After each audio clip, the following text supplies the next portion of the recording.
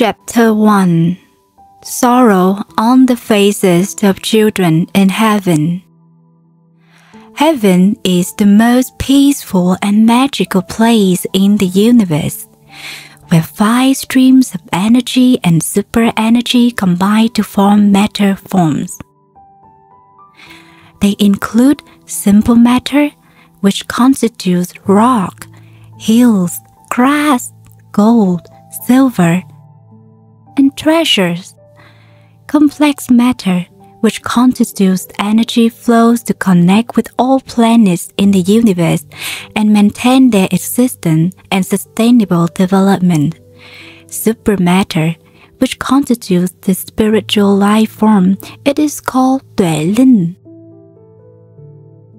Those 3 groups of matter form a paradise of peace and serenity, with brilliant lights enveloping the massive planet and illuminating the surrounding planets. Tuệ linh are souls.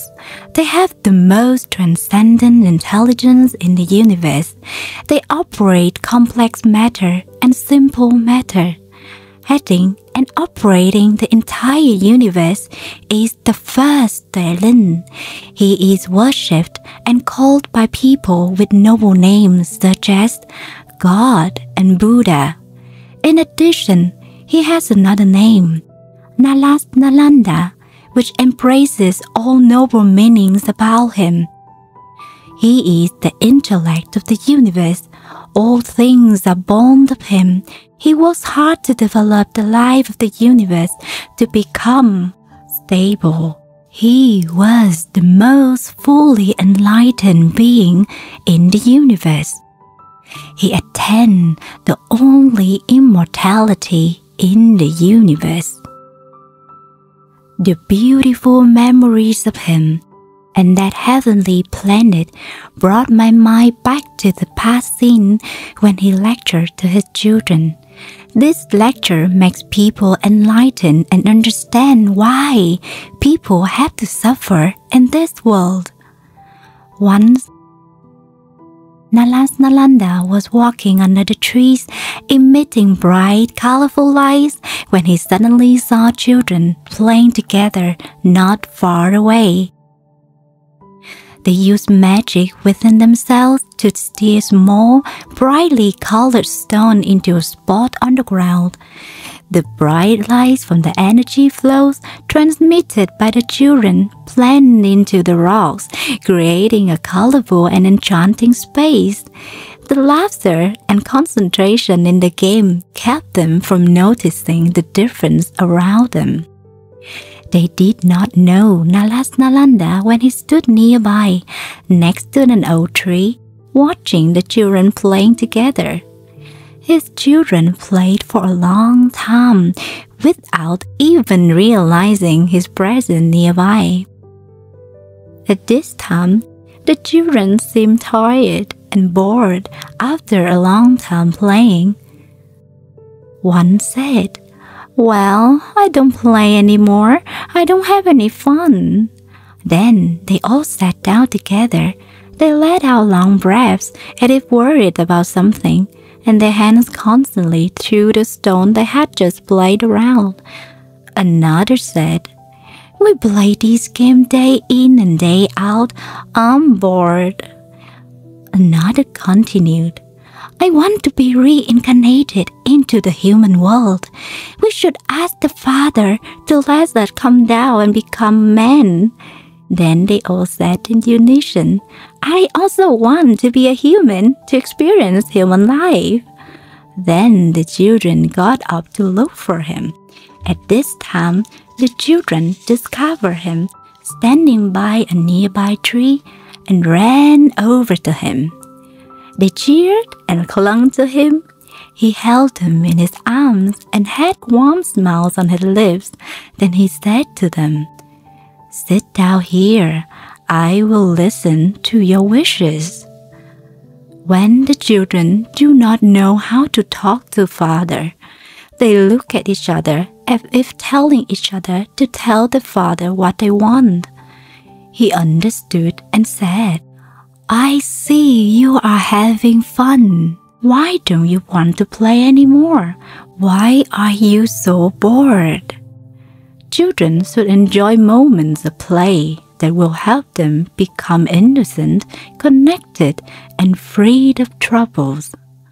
One child immediately replied, "Father, we are bored and we do not feel joy or happiness when we are just playing day in and day out, while the older brothers have been reincarnated as humans in the human world. Father, we also want to be humans. Please let us come down to the human world to practice." He looked at them and gave a satisfied smile because his children had grown up. This is a very special thing when they are young, but they already have a wish. This wish is the mission of each tuệ linh to perform when eligible to be incarnated as a human to practice. He looked at them and said, "I'm delighted that you desire to be a human, proving you are more mature than before. Children, this is not just a wish. It is your mission in this vast universe.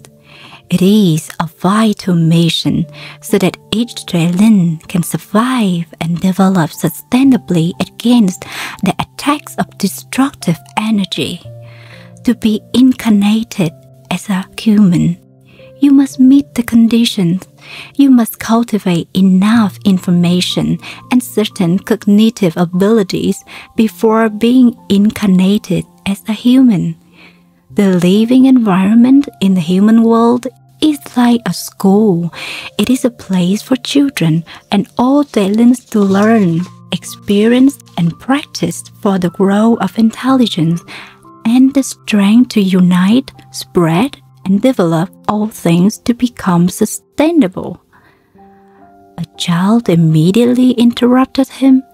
"Dad, I love going to school. I like being a human, and I also want to grow up in wisdom and strength to develop the universe with you." At that time, he pondered and asked him, "Do you know that when you become a human, you will have to live in a simple, dirty body? You will have to go through countless times suffering in this world. You will no longer be as peaceful and free as you are in this paradise. You will no longer remember this place. You will not be able to use miracles in the human world, and what you wish for will not be granted. Those are the rules I have created so that the tuệ linh have the best environment for the growth of wisdom and the power of compassion. Therefore, the human world is a living environment with nothing but suffering." The children looked at each other and nodded together.